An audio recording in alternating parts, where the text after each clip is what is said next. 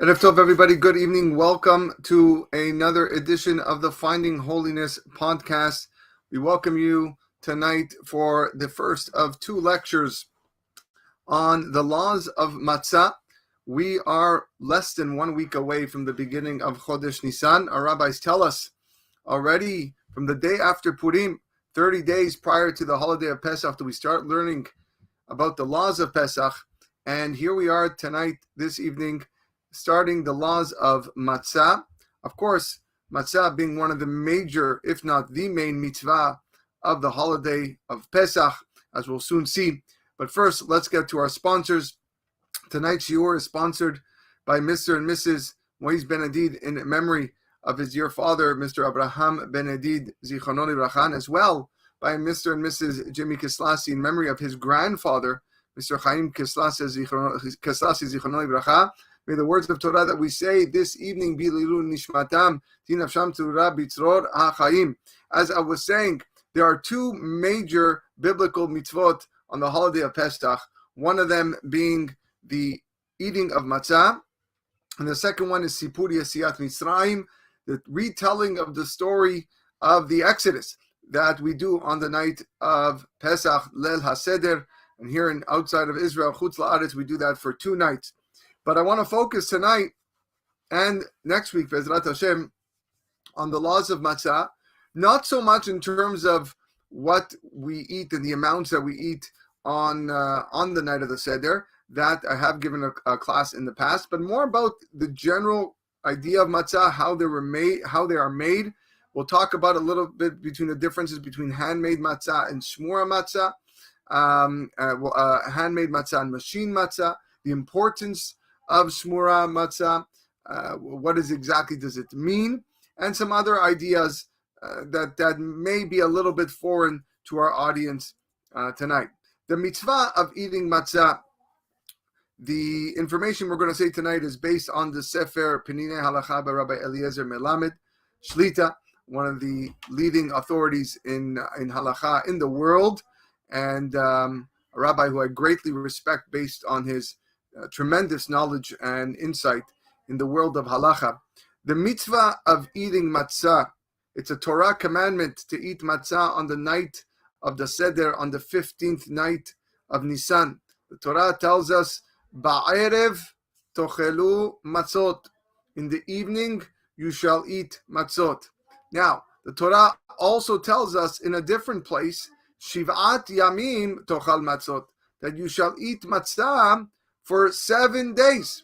So the rabbis here, the Chachamim, inferred based on rules of how to interpret Torah, and we're going to get to that shortly, that the Torah doesn't mean to command us that we must eat matzah for 7 days. We don't read the pasuk literally, Shiv'at Yamim Tochal Matzot, that we eat matzah for 7 days. Rather, the intent, the kavanah of the pasuk is that matzah becomes the staple food that we eat on Pesach in lieu of bread. There's no bread, there's no chametz, so we eat mainly matzah. However, if a person doesn't want to eat matzah and he wants to live off fruits and vegetables and meat and yogurt and cheese, he may do so. He may do so on the rest of the days of Pesach. So what does exactly this mean? The simple meaning of this is that one who eats matzot all 7 days of Pesach does not thereby fulfill a mitzvah. And that's what the meaning, what the Chachamim said in the Gemara, in Masechet Pesachim, Daf Kuf Chaf Amud Aleph, that eating matzah is considered a reshut. A reshut means it's optional. So on the 7 days, it seems to be that it's a reshut. What's one way of interpreting this? Another way of interpreting this, according to many halachic authorities, who have written that although matzah is obligatory only at the night of the Seder, and indeed that's the reason why the Chachamim instituted the special blessing over eating matzah at the Leil HaSeder. We say a special bracha, Asher Kideshanu b'mitzvotav etzivanu al achilat matzah. That only takes place at the Seder. Nevertheless, one who wants to eat matzah on the rest of the days of Pesach, on day 3, day 4, day 5, day 6, day 7, would still fulfill a mitzvah, even though it's not obligatory. So one way of looking at it is you don't fulfill any matzah if you eat. You don't fulfill any mitzvah if you eat matzah on day number 6, or you could say no, you still fulfill a mitzvah, but it's just not obligatory. According to the second view, the second opinion, the Chachamim refer to eating matzah on the remaining days of Pesach as a reshut, optional, only by way of contrast that day number 1, the first night of Pesach, and again the first 2 nights in Chutz La'aretz, are a chiyuv, are an obligation to eat matzah. We have an obligation to eat matzah on the 15th day of Nisan, and here Chutz La'aretz as well on the 16th. According to this opinion, the pasuk of Shivat Yamim Tochal Matzot, 7 days you shall eat matzah, it retains its very, very simple meaning. And that is how the Ibn Ezra, the Chizkuni, interpret the pasuk. This was the practice of the Vilna Gaon to even eat matzah, even on days 3, 4, and 5, you would still get a mitzvah. But they still maintained that receiving a mitzvah of matzah on day 3, 4, and 5 is only eating a kazait at each meal. You want to eat 20 kazetim of matzah, you're not going to get a mitzvah for every kazait that you eat on day 3, 4, and 5. You will get that on days 1 and 2 here in Canada or wherever you are celebrating your seder. On the seder, you will get a mitzvah for every kazait of matzah that you eat. I want to explain a little bit in depth how the rabbis were able to interpret this. In one of the ways that we interpret the Torah, every morning we recite in Korbanot the paragraph of Rabbi Ishmael Omer, Bishlosh Esrei Midot HaTorah Nidreshet, the 13 ways to expound the Torah. One of those ways reads like this: V'chol davar shaya bichlal, v'yatza min ha'kelal lelamed, lo lelamed al atzmo yatza, ela lelamed al ha'kelal kulo yatza. The Gemara Masechet Pesachim, again Daf Kuf Chaf Amud Aleph, based on one of its rules of interpretation, that any item that is singled out, we call that a prat, any item that is singled out from a class of items, from a klal, does not leave the klal, does not leave the class of items to teach a new idea about itself. Lo lelamed al atzmo yatza, doesn't teach you a new idea of itself, but rather it applies the teaching to the entire class.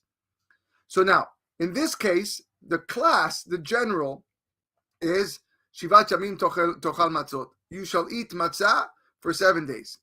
There's one problem with that. Later on, the Torah gives us another verse.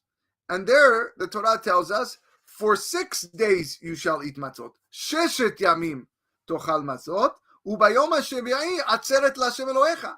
And on the 7th day, it shall be a cessation for Hashem your God. Lo ta'aseh melacha, you shall not do any melacha. That's a pasuk in Sefer Devarim, the 16th chapter. So what do we see here? On one hand, we say 7 days you should eat matzah. And then another pasuk tells us that only 6 days you're eating matzah, day 7 not. What is excluded? The 7th day. The 7th day was excluded from the general class, that there's no mitzvah to eat matzah on the 7th day. So this in turn teaches us that the entire klal, the entire generalization, the class, all 7 days, that there is no mitzvah to eat matzah, except for the night of the seder. Only on the night of the 15th, the seder night, is there such a mitzvah. Why? The Gemara tells us because the Torah specifically explains and iterates, Ba'erev tochelu matzot. At night you shall eat matzah. So we learn from here that the only time you have a biblical obligation to eat matzah is the night of the seder. Most Rishonim and Acharonim don't mention any mitzvah associated with eating matzah during the 7 days of Pesach, implying that there is no such mitzvah. However, there are still some that do actually mention the mitzvah. We mentioned the Ibn Ezra before and other Geonim, and they prove it from the fact that one does not wear tefillin on Chol HaMoed. The reason why we don't wear tefillin on Chol HaMoed is because tefillin represents a sign, represents an ot, ve'ayale ot al yadecha.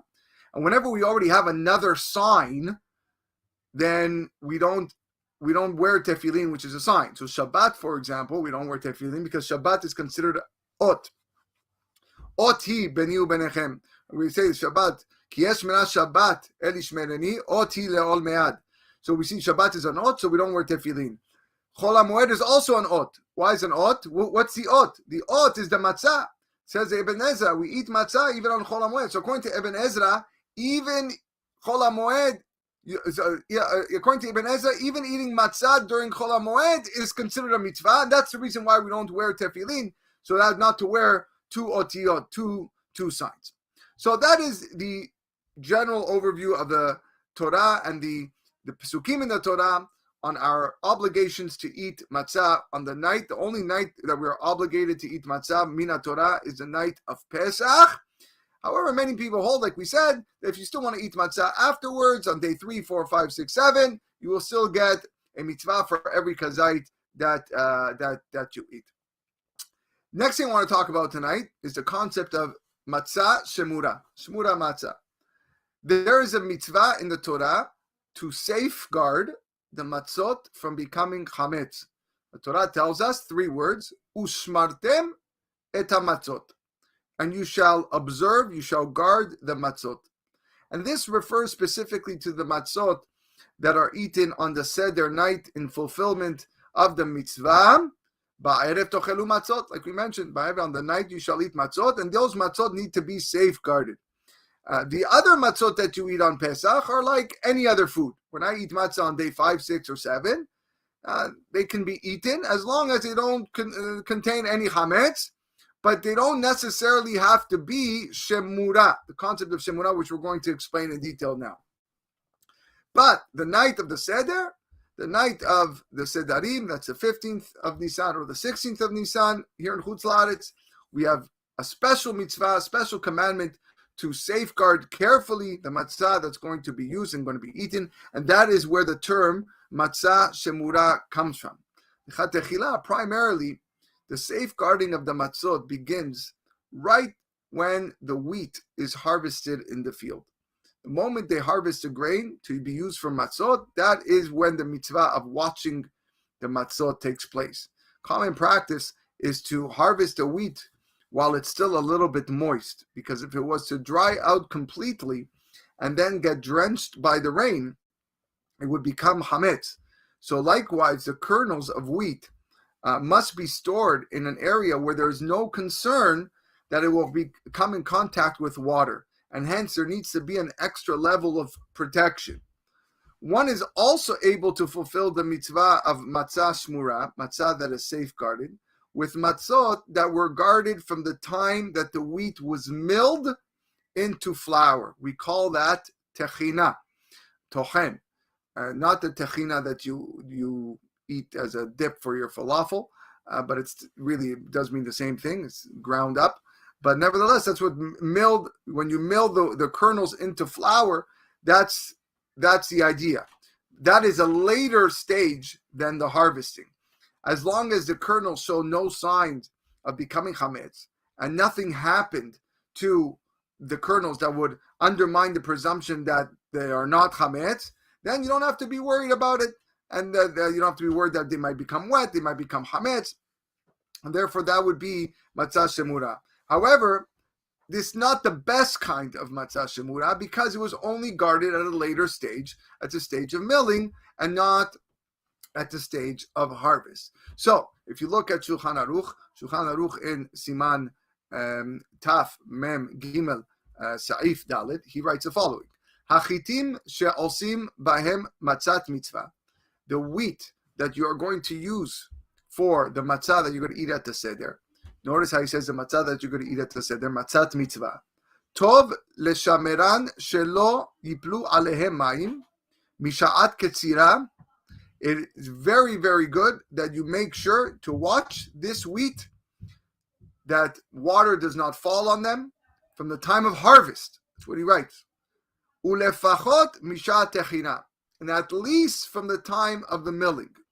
Ubishat hadchak, and in very extenuating circumstances, mutar likach kemach min hashuk. You can even go buy flour from the shuk. When no flour, in those circumstances, when no flour has been guarded from even from the time of milling is available, then you can use regular store-bought flour and fulfill the mitzvah of at least guarding the dough while it's being kneaded. Even where it's customary to rinse the grain of wheat lightly before milling them, it's still permissible to buy regular flour in the market, because a brief rinse is presumed not to be enough to cause the grain to become hametz. But when the custom is to soak the grain in water, then one may not buy flour in the market since it's presumed to be hametz. So that's one of the issues with buying flour nowadays from the market or from the stores, that we don't know if the grain was indeed soaked prior, and therefore you have to make sure you buy flour if you are going to bake your own matzot, that you're going to buy flour that is kasher lePesach, because wheat is often soaked in water and may have become hametz. According to many Rishonim, the Rif, the Rambam, the wheat needs to be guarded, like we said, from the time of harvest. The Rosh, another Rishon, writes it's from the time of milling, because the mitzvah only begins when the wheat touches the water, and that only happens at the time of milling. It doesn't happen at the time of harvest, because the wheat was usually milled in water mills. So the Rosh, one of the Rishonim, like we said, his opinion is that as long as one mills the wheat without using water, the mitzvah of guarding the wheat doesn't take place, and it will only take place once you start kneading it. So that's the opinion of the Rosh. But again, the Rif, the Rambam, and the Shulchan Aruch, who follows the Rambam, says that it starts in the time of the harvest. The Tur and the Bet Yosef state that according to the Rif and others, the need to protect and guard the wheat for matzah only is with regards to the matzah that you're going to eat on the first night of Pesach. Like we said, Achitim shosim bahem matzat mitzvah, for the purpose of the mitzvah that you're going to do. All other matzah that you eat on the holiday does not need to be matzah shemura.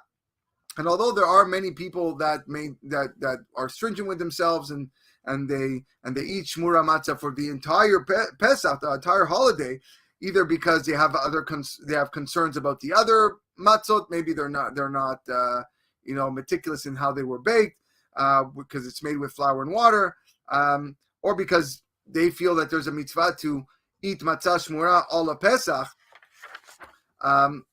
That's up to them. But nevertheless, according to halacha, you would need matzah shemura on the night of Pesach. And this is something that's very important. I like stressing to the listeners here tonight, audience, community members. Do your best on the night of Pesach to fulfill the mitzvah in the best way. Like we said, it's the one of two biblical mitzvot. Buy matzah shemura for the night of the Seder. At least for the hamotzi part, the hamotzi lechem min haaretz and na'ala achilat matzah, that first time you're eating matzah on the holiday, that should be matzah shemura. After that, you want to eat regular matzah, that's fine. But fulfill the mitzvah in the best way. V'ushmartem et hamatzot, that you eat matzah shemura when it comes to the matzat mitzvah on the night of the Seder. In practice, today's minhag is to be very, very scrupulous about the shmura matzah, matzot that have been guarded from the time of harvest. And sometimes you'll see written on the box, matzah shemura mishat ketzira, from the time of harvest. That's what we use to fulfill on the night of the Seder. And some people are so strict with this that if it doesn't say bishat ketzira from the time of harvest, they don't even consider it matzah shmura at all, even though it is really shmura halachically. And you can fulfill the mitzvah of matzah regardless. But we want to try to be strict, especially that it's a biblical commandment. We know that whenever it comes to a mitzvah deoraita, a mitzvah from the Torah, we always try to act as strict as possible, so we know we fulfill the mitzvah according to all the opinions. Now, this idea of shmura, of safeguarding, that actually has to come with some sort of kavanah. Now, I know many of us are not in the fields, and many of us don't actually go and bake the matzot. But there is an element of having proper concentration when this is done. The concept of ushmartem et hamatzot, safeguarding the matzot to be used for the fulfillment of the matzah for the mitzvah of Pesach, has two meanings. One, it could be we have to be extra vigilant, to prevent it from becoming chametz. And two, it could mean that we have to have the proper kavanah that the making of this matzah is for the purpose of the matzah, the mitzvah of matzah, leshem matzat mitzvah. Now, because of that, it's very, very necessary that the matzah be kneaded and baked by Jews who are halachic adults, meaning adult Jews, who can be relied upon to have proper kavanah and intent for the sake of the matzah mitzvah. According to this, you cannot have non-Jews baking your matzot. You cannot have minors, Jewish children, baking matzot. Or you cannot have mentally unfit or unstable people baking your matzot, because they cannot be relied upon to have the proper kavanah, to have the proper intent. But some people dispute the second meaning. In their view, the mitzvah of guarding the matzah requires just extra vigilance to prevent matzah from becoming chametz. That's what it means. But not that matzot are baked with extra intent. So according to this opinion, the Gentiles are allowed to bake matzot, and minors are allowed to bake matzot. They're allowed to knead. They can make the matzah as long as you have an adult Jew that is supervising their work, ensuring that they're doing it quickly and it doesn't become chametz, and it's fine. And that supervision is suffice for the sake of matzat mitzvah. In practice, what we should do is at the time of kneading, we try to fulfill both meanings of this ushmartem et hamatzot, this safeguarding. Meaning we should insist that Jews knead and bake the matzat mitzvah, taking care that the dough does not become hametz, and also having the proper intent for the proper kavanah for the sake of the mitzvah. However, at the time of harvesting, at the time of milling, just the first meaning is sufficient. Meaning a person only has to have in mind that a person only has to make sure that there's chametz prevention taking place. The wheat can be harvested by non-Jews, it could be milled by non-Jews or Jewish miners, as long as a Jew stands nearby and supervises their work. You don't have to have Jews actually there harvesting the wheat in the field. Just got to make sure that it doesn't become chametz. And those that are making matzot, the chatechila, he should say out loud before making it, when starting to work on the matzot, that this is being done leshem matzah mitzvat matzah. I'm performing this like a leshem yichud almost that we do sometimes before mitzvot. It should be said, I'm baking this, I'm kneading this dough now leshem mitzvat matzah. B'diavad, if he didn't say it, and as long as he thinks it, then it's fine. He should also have in mind that this is for the matzah of the mitzvah for the seder. But still, if he's had in mind that this is just for Pesach and didn't specifically say the seder, it's fine. I want to get into the discussion between handmade and machine matzah. Handmade and machine matzah. There's a great, great dispute amongst the poskim ever since the invention of matzah baking machines. And this dispute centers around two major principles. Number one, is there indeed no concern that machine matzah can become chametz? That's number one. And number two, can one use machine matzah to fulfill the mitzvah of eating matzah on Seder night? Now, a lot of you listening right now, a lot of you watching us live, may eat machine matzah on the night on the Seder. It is definitely the more popular one, and it is certainly the cheaper option. So you probably want to hear what we're going to have to say tonight. I didn't welcome everybody at the beginning, but yes, welcome everybody that is listening live and listening in the future on the podcast, of course. So now, let's go back to the question. Those are the issues we have. Number one, is there no concern indeed with the machine matzah that they could become chametz? And two, can you fulfill the mitzvah of matzah on the seder, of this matzah? So now, with regards to the chametz, everything really depends on the nature of the supervision and the machine. As long as there are kashrut supervisors who make sure that there's no risk of chametz, and then the matzot are kasher lePesach. That's it. There's no chametz. And even the most pious and God-fearing Jews, eat machine-made matzah on Pesach, as we will soon see. The second question, though, can you fulfill the mitzvah of matzah on Leil HaSeder with machine-made matzah? That one is very heavily debated. Some say that the mitzvah of guarding the matzah requires that the entire process of kneading and baking be done with explicit intent and kavanah leshem matzat mitzvah. Now, since the machine cannot have any intentions, the machine cannot think for itself, you cannot fulfill the mitzvah of eating matzah on the night of the Seder with machine-made matzah. Who was saying the Lashem Yichud? Who was saying I have intent that this is for matzah? The machine? Machine can't talk. Most poskim maintain that one can fulfill the mitzvah by eating machine-made matzot for several reasons. Number one, like we learned, that some maintain that the mitzvah of guarding the matzah only requires us to ensure that it doesn't become hametz, and it's irrelevant whether this is done, whether making matzah by hand or making it by a machine or supervising the machine. As long as it doesn't become hametz, and that's it. Remember, we said that there were some people that's all we care about. More than that, a human being is the one that's operating the machine, and if he operates it with the intent of making matzat mitzvah, then automatically all of the machine's operations are considered to be done for the sake of the mitzvah. So what actually happens is that one can use machine-made matzah to fulfill the mitzvah of eating matzah on the night of the Seder.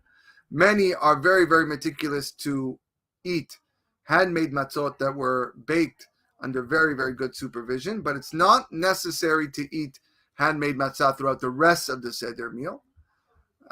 But we are always saying that for the kezetim shel mitzvah, meaning the first time you eat matzah, the first bracha, and the korech and the afikoman, we should try to eat handmade matzot rather than machine-made matzah. Originally, I want to tell you just a little bit of the history that Rabbi Melamed brings down. It's really why I love his Sfarim so much. He says originally the machines were operated with a lot more human input, which caused, believe it or not, concerns of hametz and of breaking from tradition. After the machines were enhanced and improved, these concerns went away. The machines are a lot better, but the problem is the concern that operating the machine does not constitute kavanah. There's still no intent. And in fact, you probably have a bigger problem now that the machines are better and you have less kavanah going on, less intent. And therefore, you have a lot of rabbis that prohibit outright the eating of machine-made matzah. Rav Shlomo Kluger, the Sanzer Rebbe, the Gerer Rebbe, and many, many great Hasidic leaders that of the Yesteryear and many today do not permit eating machine-made matzah. Even today, they dismiss it. There are those that permit it. Ktav Sofer. Some poskim even prefer machine-made matzah over handmade matzah because there's less of a chance that machine-made matzah can become hametz. This is the opinion of the Or Sameach, Rav Meir Simcha of Dvinsk, and Rav Shmuel Salant, the head of the Jerusalem Rabbinical Court. The main reason to prefer machine matzah is that the most important dimension of guarding the matzah is to ensure that it doesn't become hametz. And based on what they saw, machine matzah was least likely to become hametz versus that of human intervention. Says Rav Tzvi Pesach Frank very famously in his Sefer Mikra Kodesh that since Gentiles and children are intelligent, they're smart, a supervising Jew cannot supply proper intent on their behalf while they need. A machine, on the other hand, has no intelligence, so therefore the intent of the Jew is actually effective, more effective than if the Gentile was making the matzah or if the kid was making the matzah. According to Mordechai Eliyahu, which many Sfaradim follow his opinion, that even though you could make a beracha on machine-made matzah, but handmade matzah is preferable, and that's how a person should go about on the night of the Seder. Many things have changed in recent decades. Machines are now more automated than ever, and therefore there's more grounds to be concerned that maybe there wasn't the proper intent, the proper kavanah for the sake of the mitzvah. Maybe in the past, when there was more human input, there were more buttons to be pressed, there were more things to be moved. It was necessary to operate the machinery. Maybe it was less of a concern. But today, the machine really operates at the touch of a button.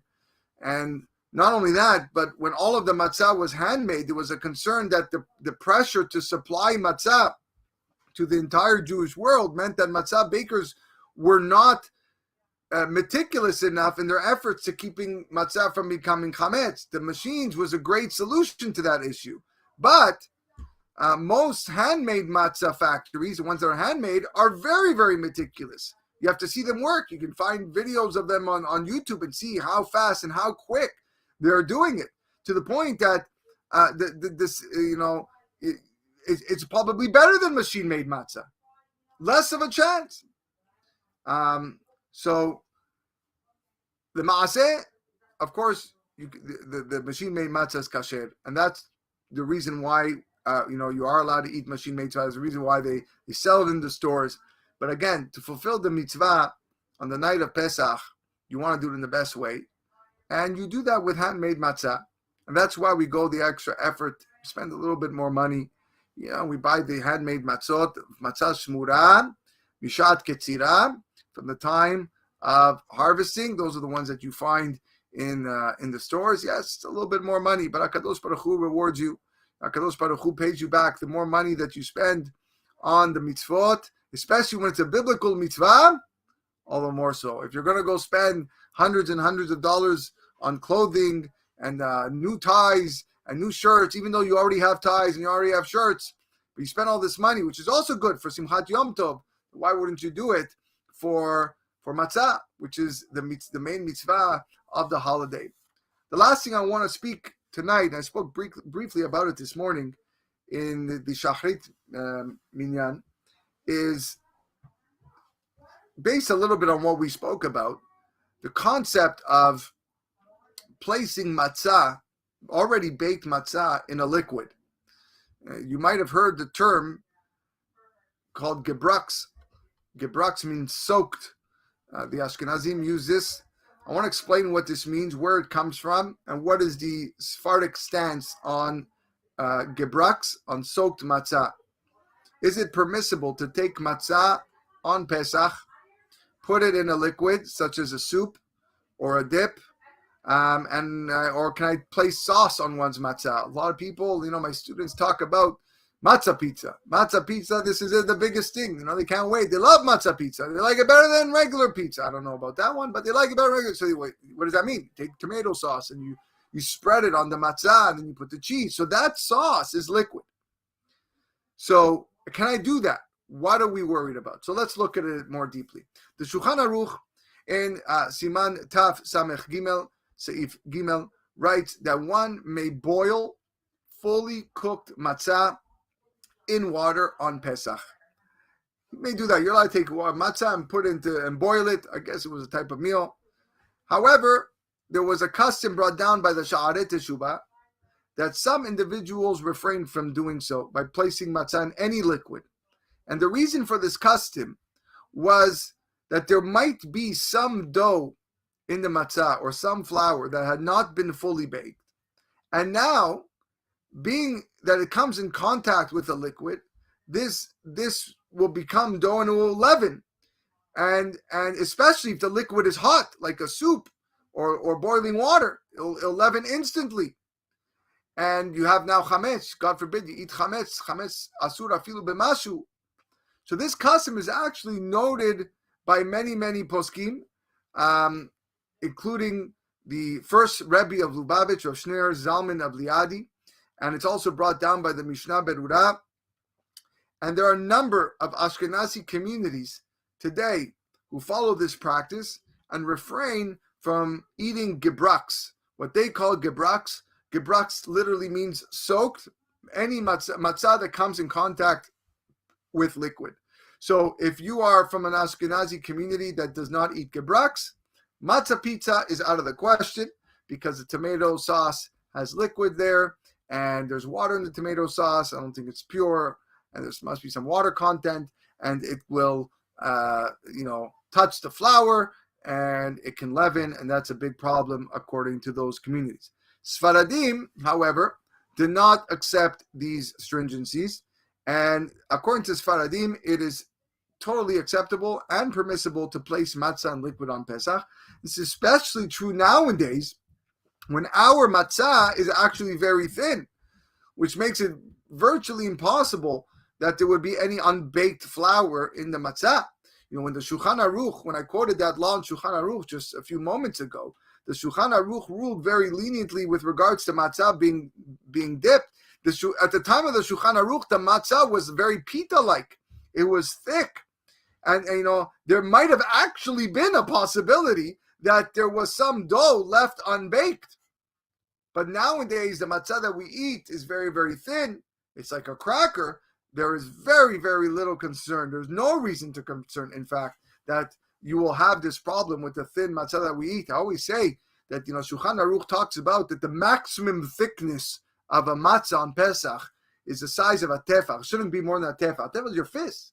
That means you were eating matzah that could have been up to 8 centimeters thick, unheard of nowadays. And yet he still said you could dip that in boiling water. You could soak it. You have nothing to worry about. All the more so, the closer can the matzah that we eat today. However, with that said, one of the great Sephardic poskim, Chacham ben Zion Abba Shaul, who passed away in 1998, in his Sefer Or LeSion, he writes that maybe there is room to be stringent in this regard when eating machine-made matzot. Machine-made matzot. Why the difference? Why machine-made? And he explains that in the factories which produce machine-made matzot, flour is spread very thinly in the air of the room. You don't even see it. You don't see it till you walk out of the factory. He observed that you see a guy that walks into the matzah baking factory, and when he comes out after a few hours, he's totally white. He's white. The flour that is being dispersed in the air is just landing on his clothing. The flour particles that are just flying in the air. So comes Shulchan Aruch. The Shulchan Aruch rules that in a different place, that when you bake matzah, you should not add flour to the surface that you're baking when you're kneading.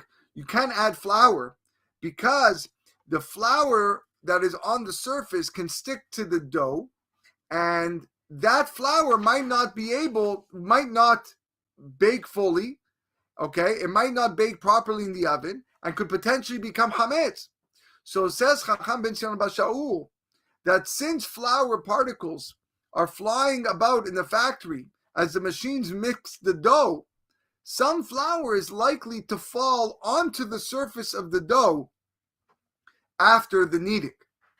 And therefore, he writes, those who wish to be stringent should refrain from placing machine-made matzah in liquid, because the flour which fell onto the dough before it was baked might not have been fully baked in the oven. He does mention that in all likelihood, it probably is of little concern, and probably all was baked. But he says, nevertheless, there's room to be stringent and to refrain from putting a machine-made matzah into a warm liquid, which would cause unbaked flour to become chametz. If a person did mix matzah with hot liquid, he writes that he should eat it very, very quickly before the unbaked flour has a chance to become chametz. This is the opinion of Chacham ben Zion Abba Shaul. But we should note that Chacham Ovadia Yosef Zecher Tzadik Livracha, in his Sefer Chazon Ovadia, he draws no distinction between handmade matzah and machine-made matzah in this regard. He writes that it's entirely permissible to place even machine-made matzah in liquid of Pesach. We're not worried for flour that was left unbaked. We're not worried about the flour particles in the air. He is more standard when it comes to this. Chacham ben Zion is more lenient, and that is indeed how most Sfaradim practice today. That we are able to dip your matzah in whatever liquid. We do not hold of gebrux and the stringencies that come along with that. So we covered a lot today, Baruch Hashem, in part 1 of the laws of Matzah. I'm happy you guys were able to join me tonight, Baruch Hashem. I invite you to join me next week as we delve into more laws about Matzah in part 2 of the laws of Matzah. I want to thank you everyone for joining us tonight on the Finding Holiness podcast. You can check out all the remaining shiurim and podcasts that we have on our website, findingholiness.com, findingholiness.buzzsprout.com. Don't forget to rate, review, leave your feedback. Always would love to hear. And of course, if you wish to sponsor a episode, contact me at findingholiness@gmail.com or through our website, findingholiness.com. Wishing everybody a wonderful night ahead. Be well. Take care.